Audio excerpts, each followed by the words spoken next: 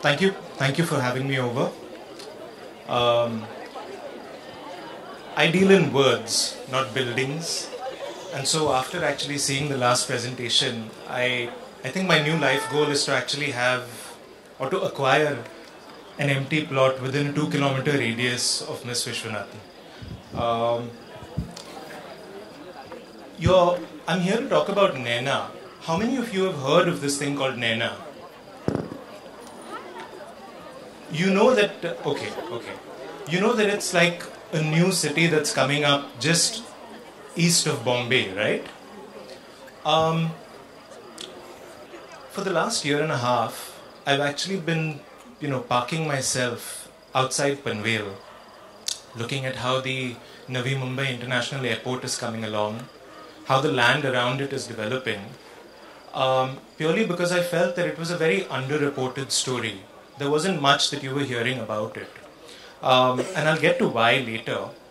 But while, Gino sort of reached out a few weeks ago, and I was in Chhattisgarh, basically reporting on smart cities, on the development of smart cities that's taking place over there. And I thought about this talk, and what came to me about it, about NAINA, and about what I had seen, which I wanted to really tell people, was something that was very human, something that is actually forgotten quite a lot when you talk about development and you talk about developing new cities and planning new cities. And I just thought, hey, this might just be a good place to sort of talk about it. But before I get to NAINA, I'd like to take you to a city that's about 2,000 kilometers away, Dubai. We all know Dubai. We all have an opinion about most of us have an opinion about Dubai. For some, it's absolutely soulless. For some, it's the city of amazing growth, amazing prosperity. For some, it's like the city of a future. Right now, they're basically trying to do the smart Dubai thing before 2020 for some reason. I grew up there. And from the outside, it looked like here's the city that's developing, that's growing really, really quickly. It went from something like this. This is a game called SimCity. And we used to design cities on this thing a long, long time ago, about 2 decades ago. And from here, it became something like this really quickly. And it was nuts being in the middle of it all. You're going to school, you're going to the supermarket, you're not experiencing it the way dispassionate people are, which is this very, looking at the development of it. You're not looking at what it's doing to its people from the outside. But over here in the middle, it affects you in small ways. It affects you in some good ways. There are new malls, there are new places to shop, all that kind of stuff, more variety. That's a good thing. The other stuff, which you really sometimes have difficulty sort of grasping and articulating, is the small ways in which it kind of throws you off kilter. For example, if you were, say, coming from, if you started off at Tata's and wanted to go to Vashi, all you have to do is cross that bridge. But just imagine one day you get on that bridge and you end up at CPD Belapur. So the rate of development was so insane for a while that people actually lost their way all the time. They would end up in some completely different place. And I use that as a way of example because you end up as a citizen, or not a citizen, but as a resident over there, having to recalibrate your existence all the time in very, very small ways and in ways that, add up to like a greater change. So I'll give you a small example. You see buildings, right? But Dubai, as it developed, it did a few things. I'll give you a ground's eye view of what actually happened. So, one, people got lost. People actually found themselves priced out of existence over there. They had to leave the country. They banned beggars. So you could be poor, but you couldn't be seen in public if you were poor. That was one of the things that happened. Workers at an income level less than a certain amount had to leave. Um, these are small things that added up. And what you got at the end of it was a sense of not being in control of a city that you were very deeply, deeply, deeply invested in. I mentioned Dubai over here right now because I thought that the idea of not being in control of your environment seemed like it would happen in a place where that did not belong to you. You're not you're a resident, but it is not your own country. And then I actually happened to find my way to Navi Mumbai, where I started looking at the Navi Mumbai International Airport. I'll tell you a little about myself. I've been doing this for about 13 years now, and for a while, I've been a long-form reporter. A long-form reporter pretty much writes, we don't write books, but you write articles that are about 9,000, 10,000, 12,000 words long. These are extremely long magazine articles. If any of you guys read The Caravan, you'll know what long form is immediately.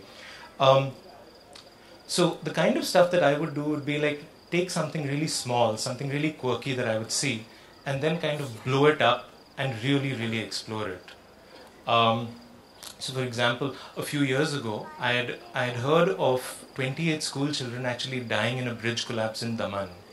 And I started to look at that and then realized that that bridge had actually collapsed 4 times before. And then it kind of blew up and it became this whole, I found myself, next thing I was doing was I was writing a crisis story about bridges in India and why all bridges were collapsing in India. And I don't use bridges anymore. So, I'm kidding by the way. So I'm sorry. So, that's the kind of stuff I was doing. In January last year, in 2014, I was reading the paper, pretty much looking for stories, seeing if there was something that, got me going. And there was this tiny story, and it was about a handful of villages that were opposing the Navi Mumbai airport, right? Now, as a narrative reporter, my thing was, there could be a story here, right? There's small villages, there's conflict, there's this big bad guy who wants their land and they're not giving it to them. And if you're over a certain age and you read comics, there's this one image that sort of came into my mind, which was this one from Asterix, where there's this tiny village always taking on the Romans, and it's there and they're always kind of thwarting the Romans. That was the image that I had in my head.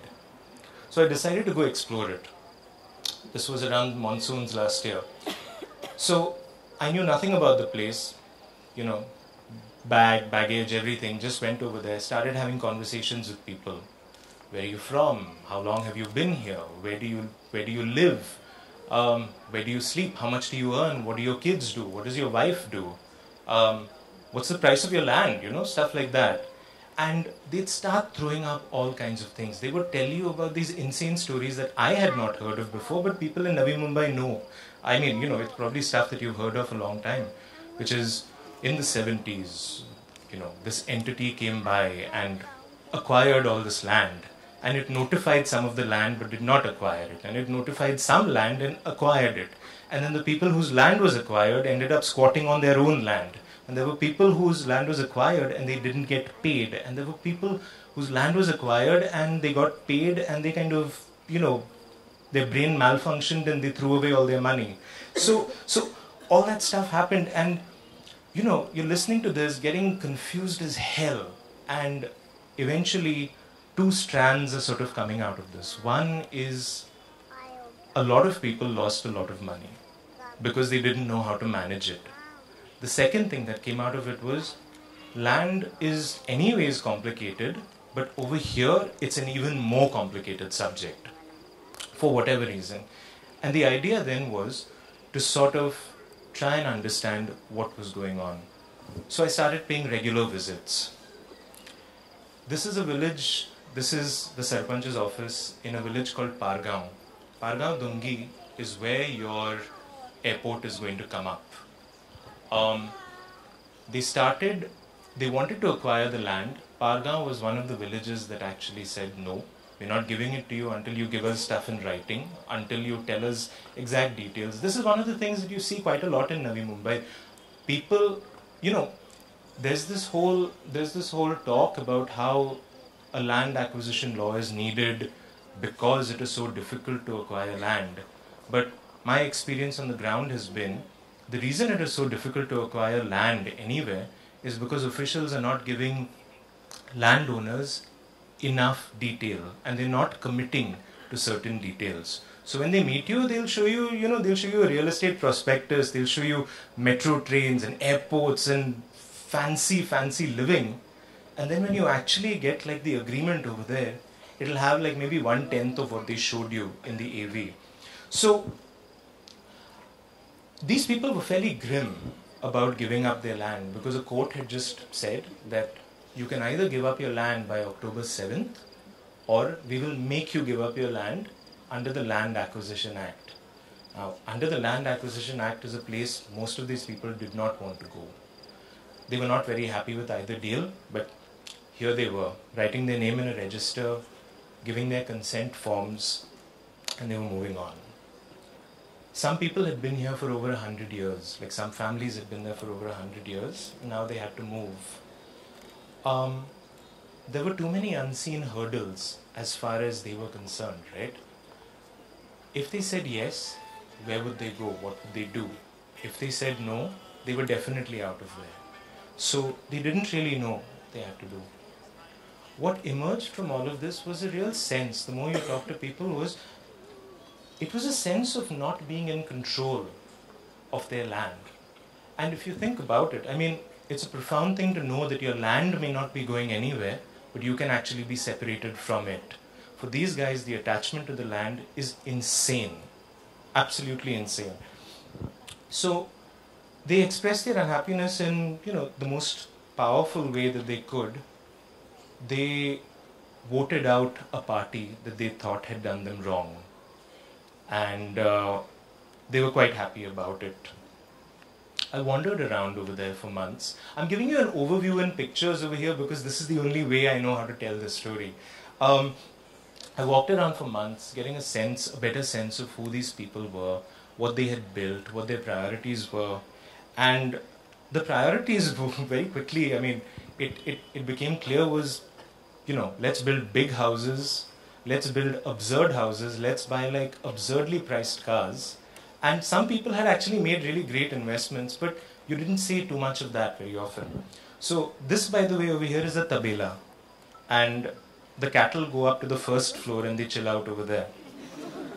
So, there was that. This was a very common sight, as it is in Punjab as well. But, I'm going and exploring this place for the first time, so it's all new to me and, novelty. So the car is new. The building behind the car, actually, on the right, which I wish I had got, was a relatively new construction. And, when you walked up there and you talked with people, they were like farmers transplanted into a residential building. That was it. There was nothing else that you could see. And you realize that there was an economy around land. All the stories were about land. This is a guy, if I remember correctly, his name is Jafar. He's a butcher. And his day job is he runs a chain of butcheries all over the place. And the other thing he actually does is he provides a service for people who want to cause a problem with land. So they reach out to him, and it blew my mind when I was hearing this story. I was like, how is this legal? And he says, well, it's not legal, but I do it in any way. So he occupies land for people. He grabs his friends, which essentially the muscle, about 20 of them, and they go and they sit on land until disputes are resolved, and then they take a cut of whatever money is sort of passed hands. This over here is a place called Pushpak Nagar. Now, some of it might ring a bell for you. It did not exist as of 3 years ago. They just created it. It's a triangular wedge of land near JNPT. And for people giving up their land for the airport, they'll be moved over here. And as you can see, there is nothing here. So they used presentations to sort of sell villagers on the idea of Pushpak Nagar. They told them that, look, you will get these shiny buildings, you will have amazing roads, a metro, landscape town. It was literally like a real estate prospectus that they were showing them. And people were like, we know what you're up to. So there was a certain kind of skepticism about how this whole thing was going to happen. Now, around this time, as I was exploring the Navi Mumbai airport, I also wanted to see how they interacted, how the authorities interacted with villagers. And that to me was really important, because it was one thing to talk to people, and it was another thing to actually witness them talking to each other. You would pick up, strange vibes, you would pick up all kinds of unsaid things. These are the things that I really wanted to understand, the stuff people do not say, they just feel, and you're there in the room to witness it with them. So they told me that, look, there are no such meetings happening between us and the authorities right now, but there's a public hearing that's going to happen at CBD Belapur on November 26th. You should go for it. So off I went on November 26th. I got to CBD Belapur in the morning, and there were cops everywhere. It was the first time I'd seen a public hearing. There were cops in front, there were cops at the back, there were cops on the side, and there were a bunch of chairs in the middle. And that was the first bit of weirdness that I sort of encountered over there. Then I understood why they were there. People came in and they were really, really upset. They started screaming, they were crying, they were just shouting, they charged the planners, the cops came in the way, pushed them back, and there was this thing where, like literally with some of these guys, you saw them, they were so mad, they were so angry. This guy has a great angry face, so I just kept taking pictures of him. They were losing it completely, and they were doing all of this in Marathi, which I don't understand, but you don't need to understand language to see anger, right? And one thing that kept coming out was, they kept saying, some of them kept saying photocopy shop. And the ridiculousness of it still gets me. These guys were from a village called Nere, which is not far from here. It's about half an hour, 45 minutes away. And they were like, why did we not hear of this thing called NAINA? That was the first I had ever heard of NAINA. Why did we not hear about it? We heard about it. Actually, one of them heard about it when he went into a photocopy shop to take out a Xerox, and he sees this big ass map on this wall, and he's like, wait, that's my house over there. Why is my house on this map? Why is this map over here? And the guy says, well, there's a new city coming up here. Grabbed it, took it back, outraged, they all showed up over here, and it was nuts. You should have been there. This is the chief planner. I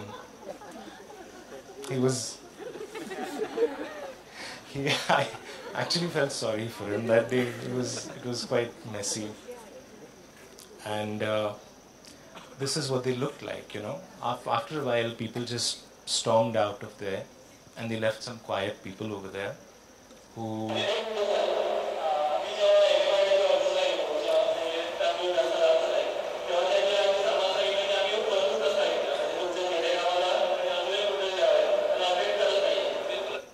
So, just had to be there to document the whole thing. Wanted to understand it. Now, what was NAINA? Why did it happen? How did it happen? Why did nobody know about it? That was one of the biggest questions I kept encountering.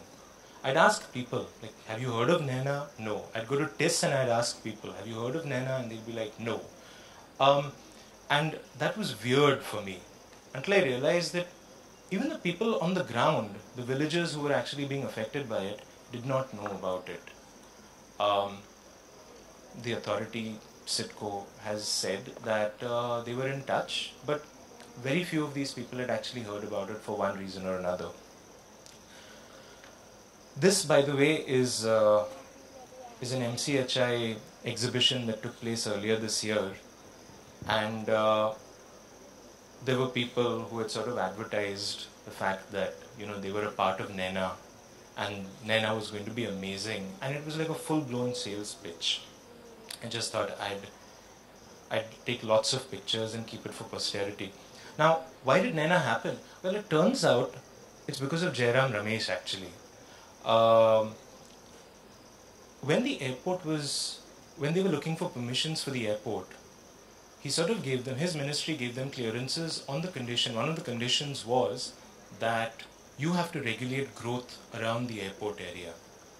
So, NAINA was formed, a full town planning body, and its jurisdiction is about 600 square kilometers, which is larger than Bombay. But nobody knew about it. This happened around the 13th of Jan 2013. Nobody heard about it for at least a year and a half. The first time that they came out with a development, a DP, was in August 2014. That was when people actually heard about it. So, my conflict was, as a reporter, here is clearly a massive, massive story. Nobody knows about it. How are you going to cover it? Well, you let the story take you along. So I just went, had a lot of conversations with people and said, what's the story here? And they said, well, we don't know NAINA. And it slowly became clear that that itself was the story. So I decided the way to do it was to see what was the one thing that people were objecting to. And it turned out that there was this multimodal corridor which is coming through, which will eventually come through from Virar, and it will go all the way across to Alibag. And this is for the future. It's about 126 kilometers long, if I'm not mistaken. And it's an 8-lane carriageway. It's got the metro going on it. And it was going to pass right through NAINA. And there were people who hated it. This is a building site one evening within the NAINA area. This man had actually started building a house, and Citco's officers came by, said, well, they didn't say anything, by the way. They just very ominously stood there, made notings, and they left. And this man was like, what the heck just happened? And he stopped on the spot. He didn't do anything more. This is the Sarpanch of Nire. So I hung out a lot at Nire. He didn't want to speak to me because he thought I was a surveyor from Citco. And when I said my name is Rahul Bhatia, he thought I was related to Sanjay Bhatia, who heads Citco. And that I had a very hard time convincing people that no, not all Bhatias are related, that kind of thing. This guy, Milind Patil, it was eerie. He has 2 hectares of land, and both his hectares were coming right below this road. And he was beside himself whenever I met him. This was him, and we just talked a while. We just hung out quite a bit, and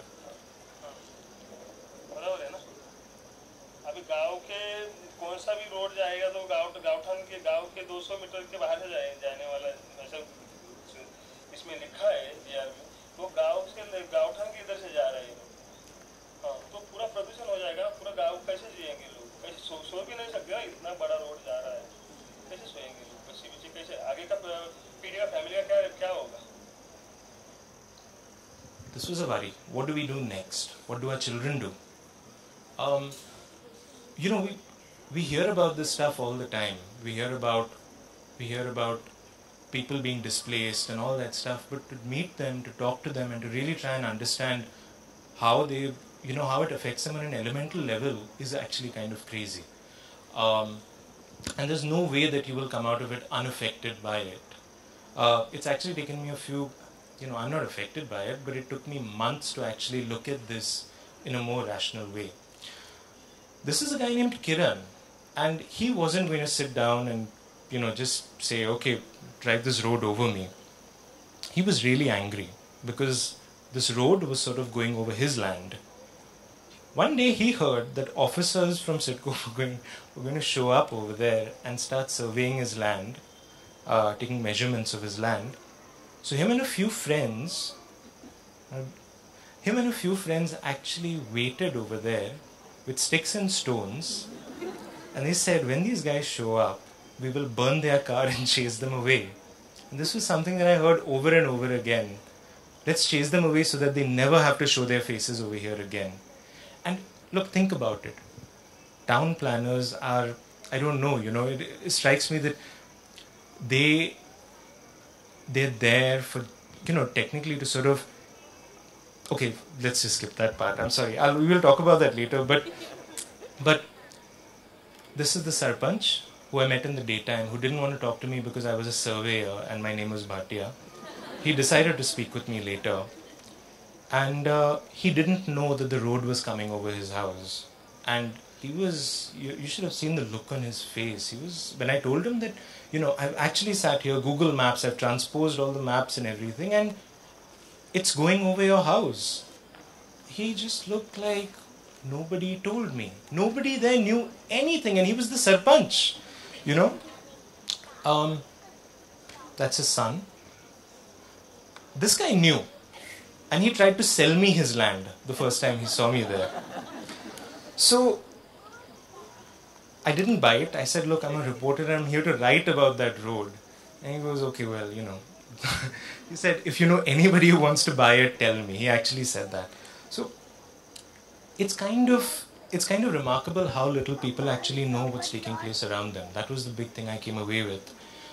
The most trusted sources of information are their friends, maybe the village council, which has its own priorities. What they don't do is take officials at their word. And in general, that is because if you do take them at their word, then you haven't been paying attention to what has actually been happening in Navi Mumbai for the last 40 years. You haven't been seeing what's happening to your neighbors. You haven't been seeing what's happening to your friends, to your family. There's a tremendous upheaval over there that has yet to be documented. And I'm just, scratching the surface of it at the moment. There's a great book by Annapurna Shaw called The Making of Navi Mumbai. It's thick with facts and figures. What we don't have yet, I think, is a history of people in this area. A history that's sort of, or a documentation of what's actually happening right now in the present. How the choices or the decisions of 40 years ago are actually playing out on the ground right now. How their children are dealing with it. If you've ever gone through Panvel, as I have a number of times, you frequently see people just doing nothing. They're just there on street corners, this dead eye in their look, and you ask, what's his deal? Well, he made a ton of money a long time ago and now he doesn't have it. So he just comes here, hangs out, drinks in the evening. There's a lot of that. This is not NAINA, but this man's story told me what can happen. It was an example right in front of me, and he had a story that was so strange, I actually had to go there and make sure it was true. He's an Adivasi, he lives at Karanjadi, and his family has been there for about 80 years. Before the monsoons, trucks began moving in around his area. And they started to dump mud around his house. People came by, officials came by, said, could you move? We'll build you a really lovely house. We need to level the land. And he went and he had a look at the houses that they were going to give him. And the house was actually the size of 2 kitchens. And he has a pretty large house. It's very rudimentary, but it does the job. Yeah? It keeps a roof over his head. He refused to move. So the truck guys were like, okay. They came and they started dumping mud all around his house. They raised the level of the land, and when I approached it, I could actually see the roof of his house and all this land around it. And the closer you got, the more you realized, it dawned on you that his house was in a hole. It started raining in the monsoons, as it does. The water entered the hole. The mud seeped through, broke open his house, went in. I wish I had put a picture over here that showed the level of mud was up to his children's chest over here. They scampered out. They actually built a temporary house for themselves right outside on higher land. Sorry. That's the kind of thing that happens. So I followed this road. I went to a retirement home. Nobody had heard about it there. I went to this school. Nobody. This guy had heard about it. He had actually bought a retirement home, a place to retire for himself, and then he found that this road was going right over it. So he talked to me. He showed me this place. He went in and he said, "What am I going to do? You know, I've saved up for this thing. I bought it in 1989, and now what do I do?" This is a public hearing that took place in NAINA in September. After months and months and months, CIDCO came back.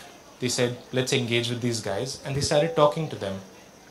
By now, the road's direction had changed because all plans were up in the air, and these guys were actively engaging with each other. So they came to NAINA with their presentation equipment and showed them slides of the mechanics of it. One slide was like, old habits die hard, right? So one slide was just like filled with money. And there were these guys and there were farmers in front over there. I was like, what are you people trying to do? So the villagers had taken offense a few weeks earlier. So there was also that, making up to them. The villagers had taken offense a few weeks earlier because one of their officials had come in and told them, "You guys are sitting on a golden egg. What do you need to work for?" And they were like, "How can you people talk like this? We have jobs. We want to work." All that.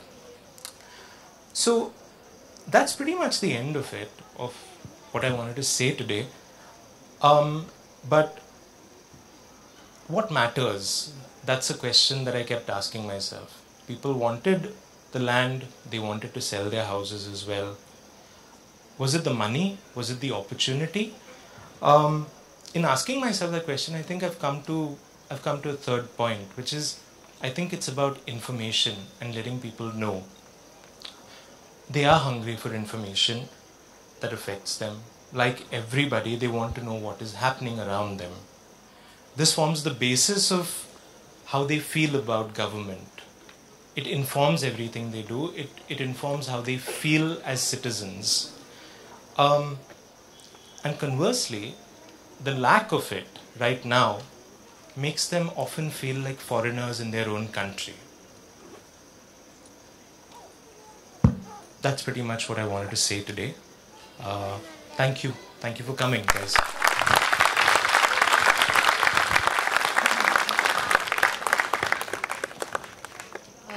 Thank you, Rahul. That was really wonderful for a lot of us to hear about. Some of us may have heard about the project, some of us may have not.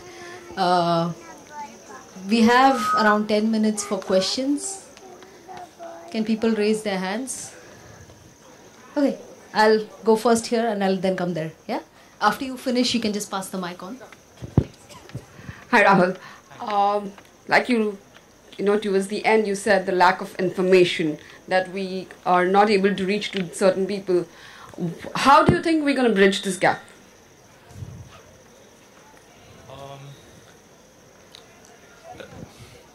Look, the information comes from your town planner's office, from the government. The rules are all there. You've got to publish it in local papers in a language that people can read, or papers that are widely read. And yet, there are ways in which this very thing is subverted. I think the local papers could actually do a better job at covering these issues because it affects them very deeply.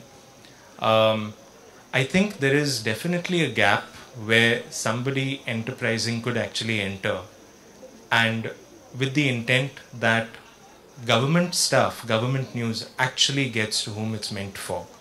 That is something that I've been thinking about. In fact, then comes another question. One of the questions I've been thinking about myself is, information comes to, the Gram Panchayat.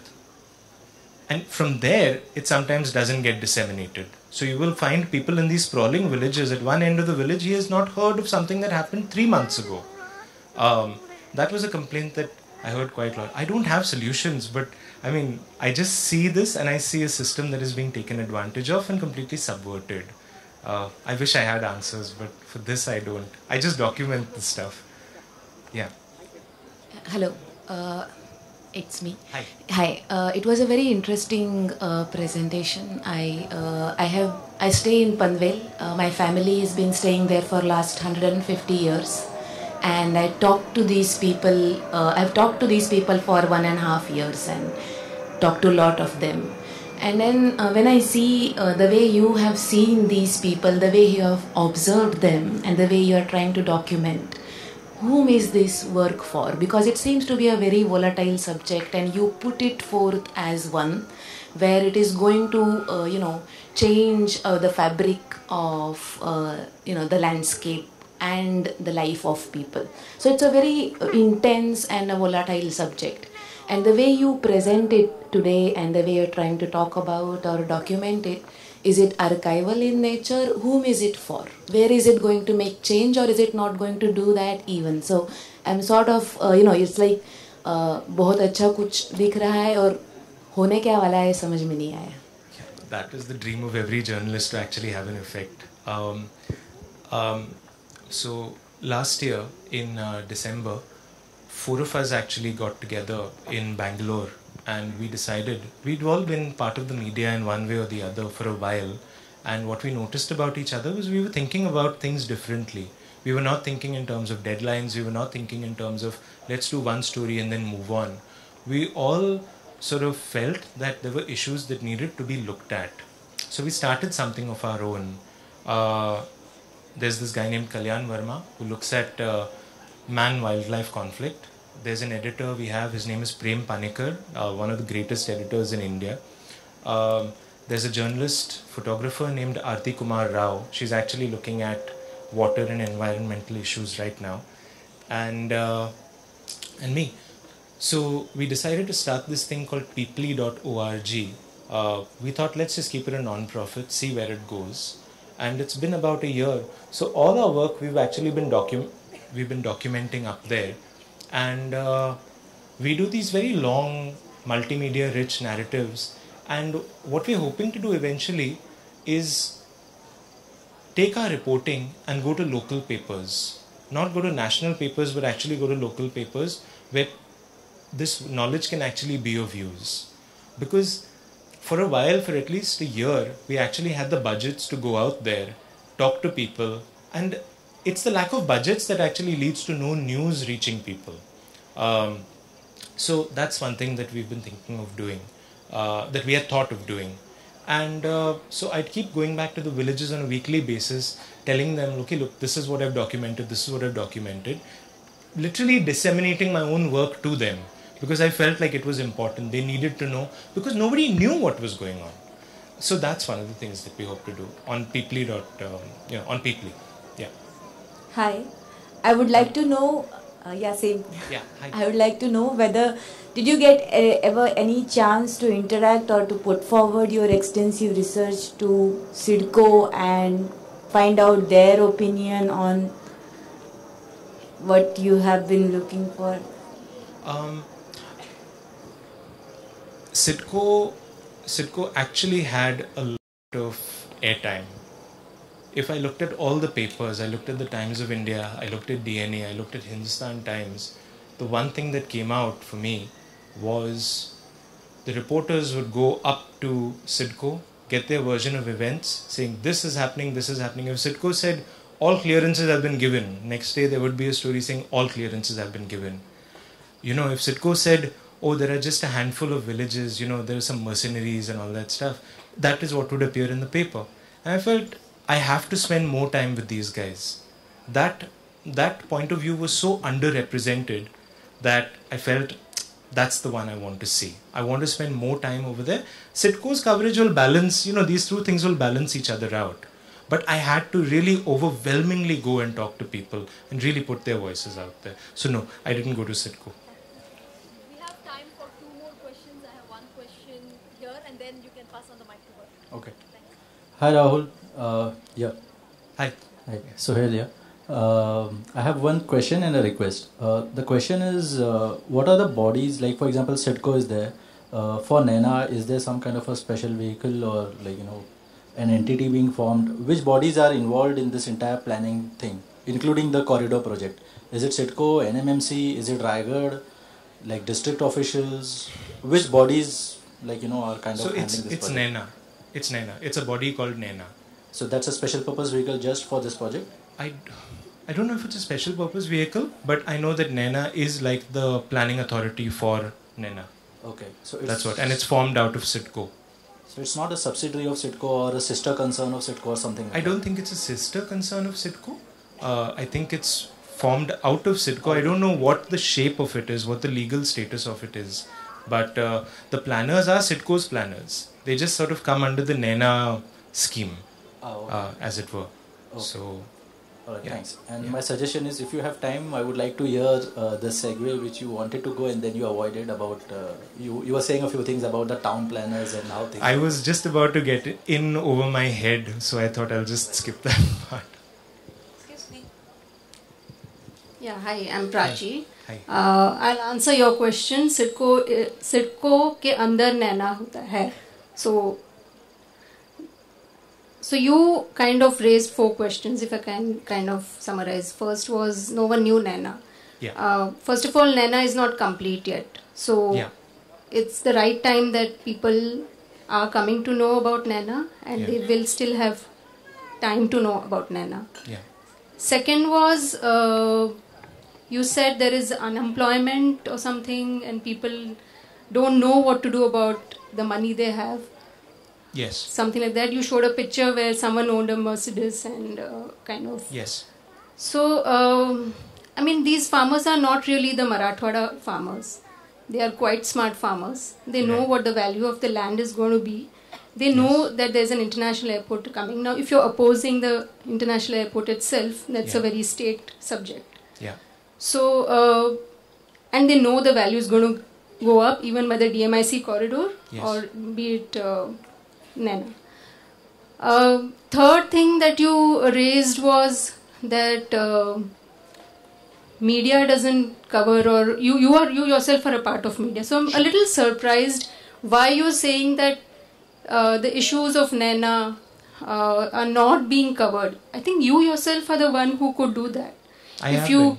But you're painting just one picture. You know, there are these multi-layered complexities in urban planning, in town planning, which you kind of put in the apostrophe and didn't like to express, but it's an extremely complex field, and it consists of multi-stakeholders. Yeah. I would look at you as one stakeholder. Sure. The villages that you showed were second. So tackling just, or showing, or explaining just one kind of stakeholder is a little dangerous at this moment. Right. So if we could have the facts clear, Okay. and then kind of focus on one sector, Yeah. the social sector per se, that's what you're focusing on, right? Right. And who else would be better to give the right information to the people Okay. other than you? Yeah. So that was my third suggestion. I think the fourth one was about the land losing part, right? You said the Land Acquisition Act, and Yeah. as far as I know, NAINA team has been going to villages, and they've been asking people whether they want it or they don't want it. Right. If they don't want to include themselves, I think CIDCO is giving them choices to do that. Yeah. But what is the choice? They're still building on it, I think.